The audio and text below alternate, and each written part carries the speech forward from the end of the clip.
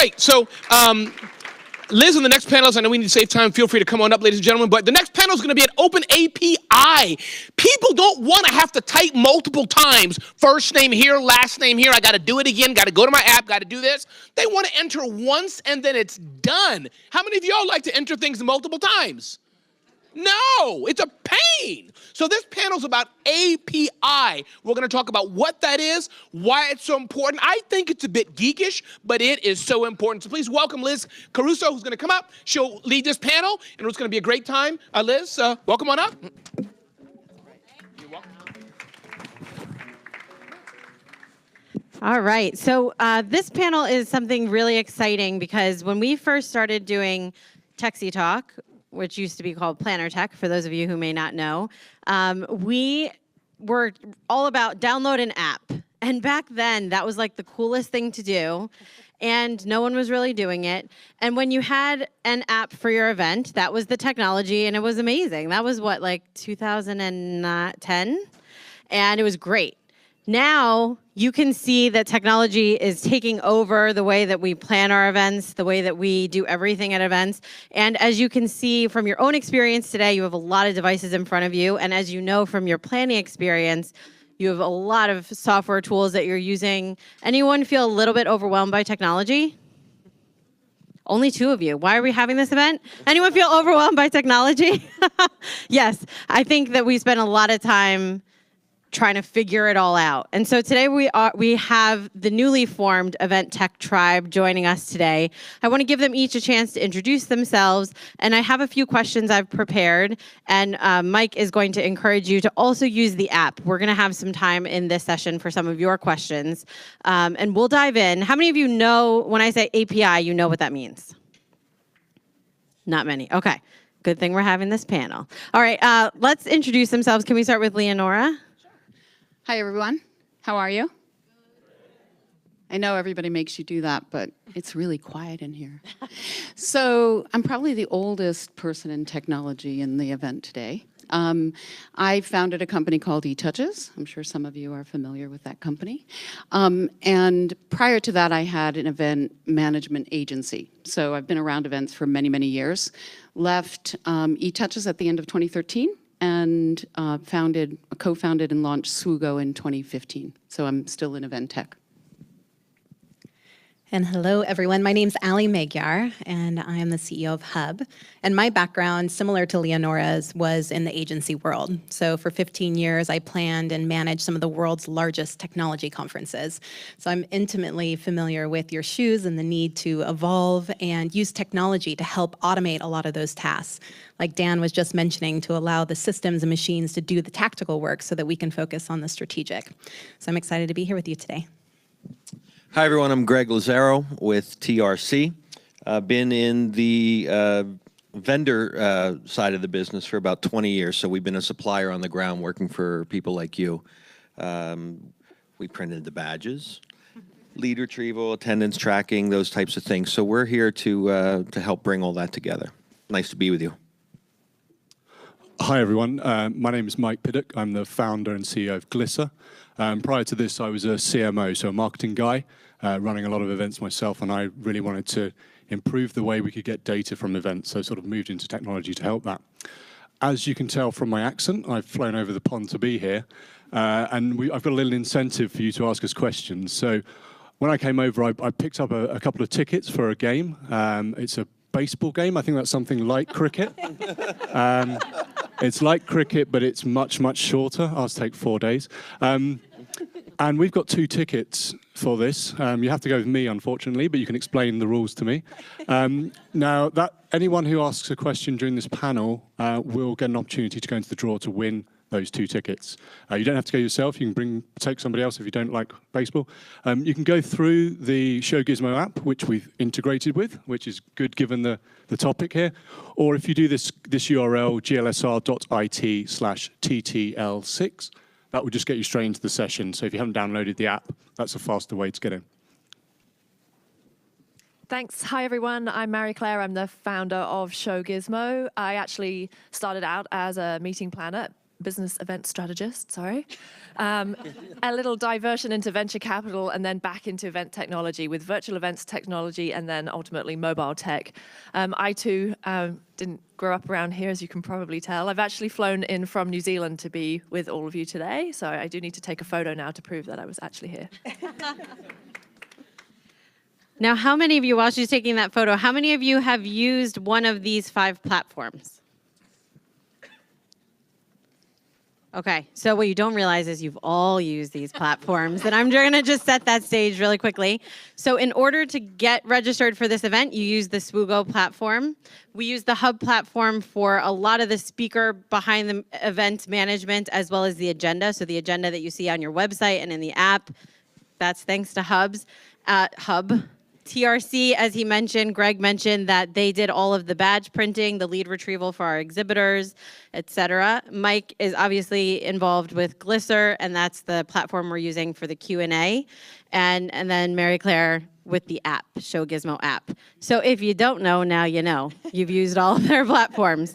So let's get started. I do have a few questions for them. I have basically one question for each, and then we want to jump into your questions. So I want to give you time. Again, that's the Glisser app. Make sure you ask questions. And if you win the Yankee tickets, I won't be sad if you take me. I don't think I'm allowed to win.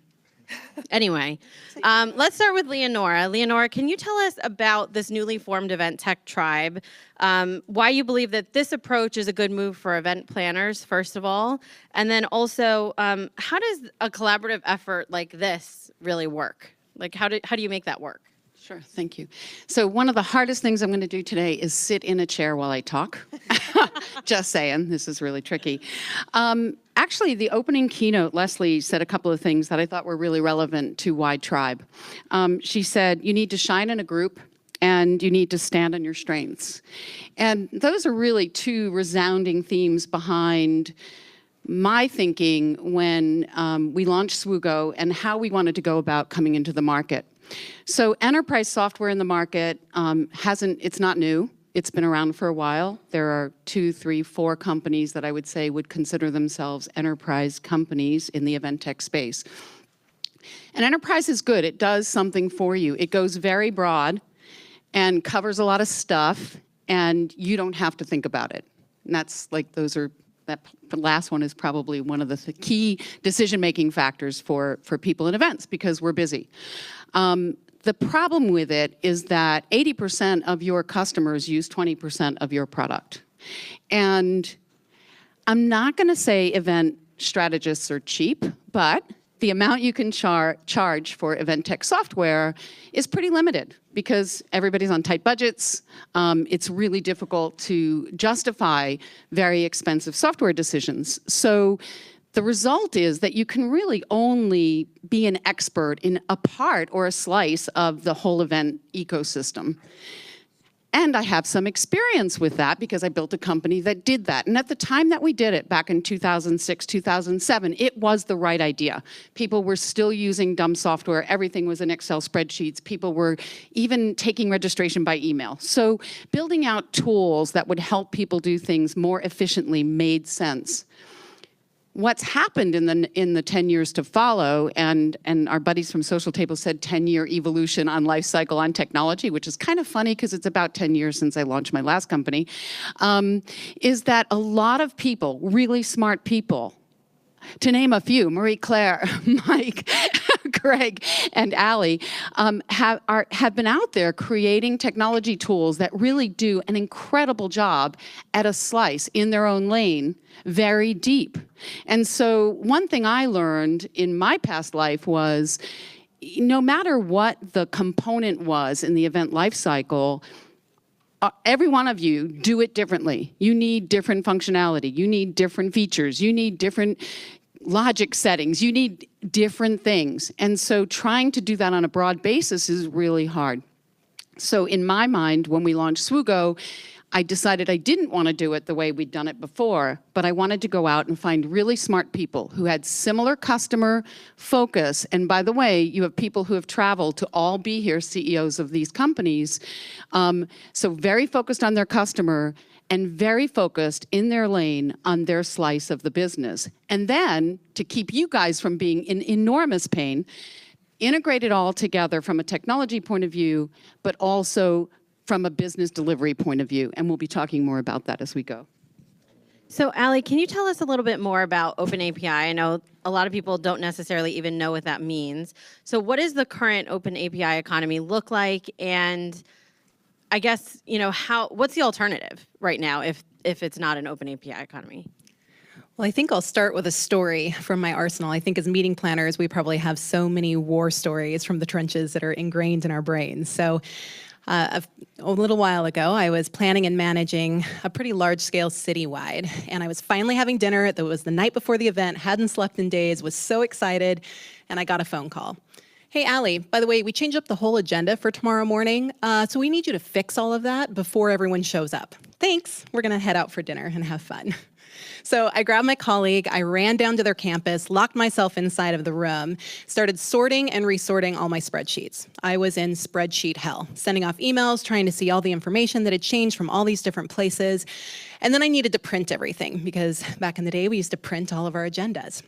And so I started printing and all the copiers kept breaking. So here I am at 2 o'clock in the morning, my hands covered in ink, all the pieces of the copy machine pulled out, trying to get all of this done before 6 a.m. And I knew there had to be a better way.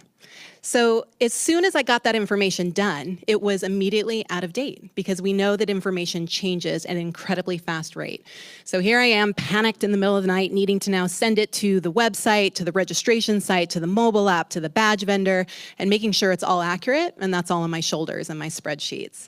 And so that's really the alternative to the API economy. A lot of stress, a lot of information that just gets us buried and has us focusing on those tactical elements where we all want to be spending more time on strategy. We want to be fresh and ready to be able to have that event.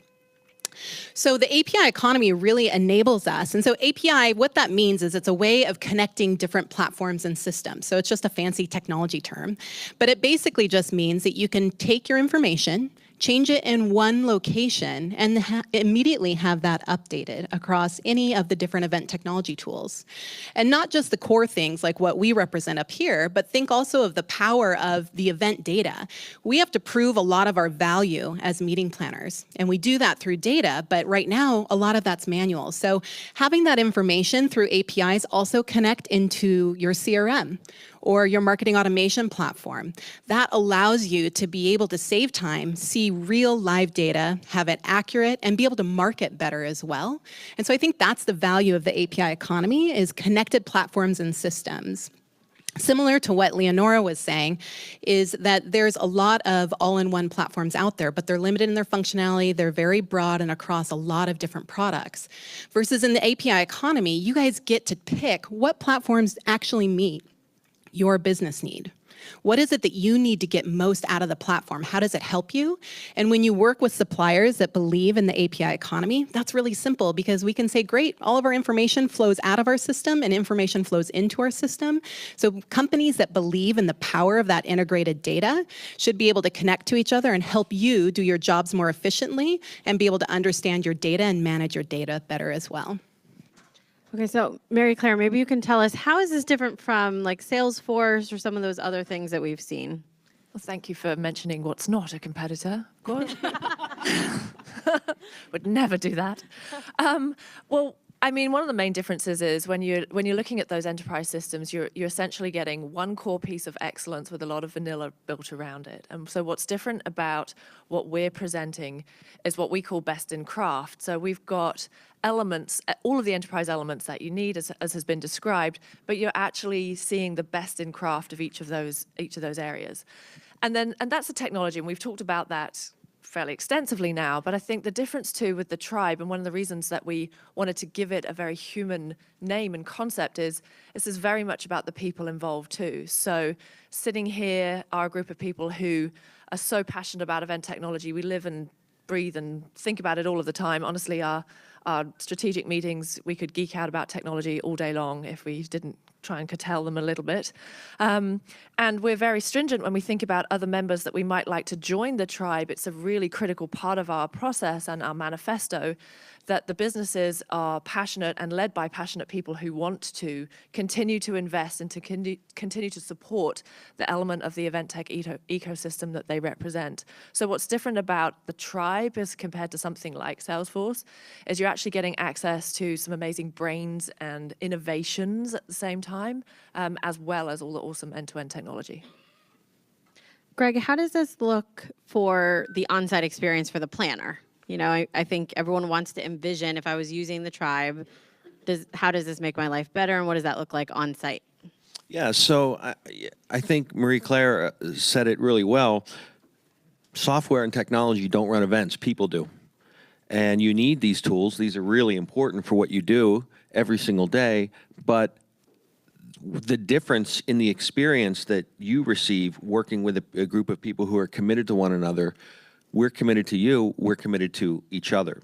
So our technologies care if someone else's technologies aren't working or aren't working the way they should. And you know what? It's not perfect. APIs aren't perfect. What we do in the event space is we build something that should take years to build, and we throw it together in 3 months, right? That's what you do for an event. Well, things are not going to be perfect. Things are not going to go the way they want. But if everyone's doing this on site, well, it must be this technology, it must be that technology. You're powerless. We take that and give that power back to you because we care. We care whether this software is working or that software is working. That's really, really important to us. It's not just about our product. It's not about finger pointing. It's about making sure that you have the best experience you have, and in order for that to happen, all of our technologies have to work really, really well together, and that takes people. Okay, now I do have a question for you, Mike, but I want to take a second. I do see some good questions in the app, and I'm coming to you guys and after this question to Mike. So I want to, yeah, apparently you guys want to go to the Yankee game. I'm assuming there's no Red Sox fans in here, right? Any Red Sox fans? So if you have not done so, go into the app, click on the Glisser Live is an option. Click on this session, and you can put your questions here. But also, we want to make the most of your time. I'm sure as planners, you guys know sometimes we do the like pass the mic around, and then you get that attendee who's like, so I wanted to tell you when I was born, and they talk for 19 years. One of the great features of Glisser is that you can upvote the questions. So even if you don't have a question to ask, go in and look at what you're most curious about and upvote them. And I'm going to come back to you guys. But Mike, let me ask you, so we talked about the experience for the planners, but what does this look like on site for the attendees as well? Well, I think Greg mentioned that we're coordinated as pieces of technology, but people as well. But I think it's worth looking at perhaps something that we do and the APIs that we're using. So if you think about the original event tech, 30 years ago, PowerPoint was created. And that's event tech that sits on the AV desk or usually USBs up until 5 minutes before the presentation starts when it suddenly appears on the desk.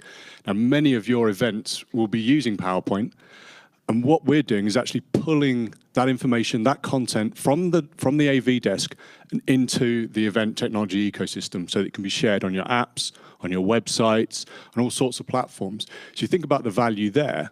For the first time, all of this content that's normally created and shown briefly and then left on USB sticks is now available for you to use more productively. And I think it's really important to think about using our second screens in this way. So I flew over, and on every airplane now, you have a screen in front of you for the duration of the flight. 15 years ago, you all shared a screen in the middle. I fundamentally believe that in 2 years, having the slides live on your device as they're being presented will be normal. And one of the chaps earlier mentioned virtual reality and augmented reality and snap glasses, for example. Once you're sharing the slides to your devices, there's no reason why they can't be shared in your line of vision on your snap glasses in the future. So you think about that, and that's all enabled by the open API economy, by companies and groups such as us coming together and collaborating on our products and saying, actually, I don't need to create something and just keep it to myself. I could share it into a Snapchat app or somebody else's product, and really, it allows innovation to be so much faster. Okay, so we have some great questions, and I see you guys are using the app, so that's good. Continue submitting them, although I don't think we're going to get through all these, so we'll try to answer any questions we don't get through in the app. Can you guys just spend a few minutes after the session responding. But let's start with the first question directed to you, Mike. How do event planners get more data from people who attend the conference for their clients? I think it's interesting that we talk about data at events, and a lot of the applications that have come out have been set at an event level, and they're trying to gather information from people, whether they're telling them about sessions there that are running, or the people that they could meet and trying to create connections for networking. But we've really missed the opportunity to collect data during this piece, the presentation. This is when you're most engaged. This is when we have the opportunity for you to hear from you. And we found that by giving you the slides, that's actually a great reason to get you responding back. So we're giving you something, that's the content, and in return, you're providing us with data in the form of questions or polls that you answer or even feedback. I know as a CMO, one of the challenges I had was gathering feedback at live events, and we all know feedback's really important, but people don't really like giving feedback. If you give them something, as we've seen from the tickets, people will perform an action. So by giving people the slides, we get more data because they're more willing to give us the feedback in return for those slides. So that's just one example. Okay, so, I mean, anyone can jump in, maybe Ali, Leonora. The next question, how can you convince... Oh, The one after. oh, okay. So let's go to Ali. That's the one I okay, wanted. Okay. How can you convince a company to go to the paperless program so that you can have the most up-to-date agenda? Shocking, but we know as planners, they still like the paper. They do. How do we get them to go away from that? You know, it's funny, even at some of the largest technology conferences in the country, you go and there's still a mixture of digital as well as paper, because I think people do learn differently. So I think you have to figure out how to accomplish data for your customers. How is it that you can look at announcing your agenda on your website and tracking how many people are using that information ahead of time? Can you launch your mobile app earlier and see what engagement looks like inside of your app in terms of how many people are using the agenda? And then also start looking at your event technology as a progression. You can't just start doing everything in year one and completely innovate. You need to really pick your battles and think about how are you going to have the progression throughout the years. So one of the things that I did was I started with having a hybrid of really pushing the digital agenda, whether that was through the app or through the website. And in year one, really started to monitor the data. I looked at how many people were engaging, how could I get them to engage better. And then in year two, we went to just having it online. But then what we did is at our information desk, every morning we would print the most up-to-date agenda. And so if someone was really upset and wanted that paper, they could go to one of the information desks and they still had their paper in front of them. And the staff that was there had a conversation with them to actually say, here's the printed agenda. It's probably a little out of date by now, but here's how you can get into the app and engage with them, help them download the app, look at the app so that they had that most up-to-date information. So for us, it was a progression of using data to tell the story of how we can get our attendees to migrate, and then also looking at ways of educating our attendees of the value of being online and helping them to take that step. I like to charge for those programs too. That's you a really give the great app, idea. and then you charge them $5 for a program, and you find how many people don't care about the program. Yeah. All right, so I think we only have time for one more question, but I'm going to send this to you, Leonora. What are the challenges you face when you're competing with the really big names, the all-in-one solutions like a Cvent / Crowd Compass? Yeah, I was going to say it's not or Crowd it's Compass. the same 'cause company it's the now. Same company. So I think it kind of goes back to the comment I made in the beginning. Companies who come to us from Cvent or other enterprise solutions, they have experienced the maybe potential trade of quality and depth for breadth and size. So for us, and the reason I took this question is because probably Sugo has the most direct compete with Cvent kind of day-to-day life. The freshness of the software really being a new, somewhat innovative software that has that depth brings people back. So Greg said events are a people business.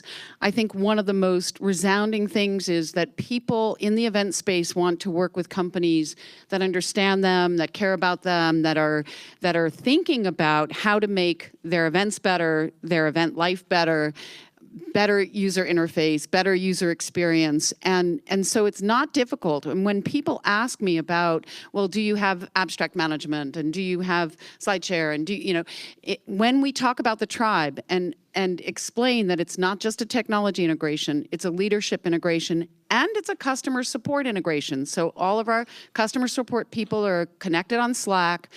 So we are looking after you in many ways better than an enterprise solution because we all have a lot at stake in supporting each other's customers and the customers that we share together. So it's not that difficult to compete with the enterprise model. People come to us because they're looking for an alternative to that model. Okay, so there's a lot of really good questions on here, some that I would definitely want us to cover, but unfortunately we don't have time right now.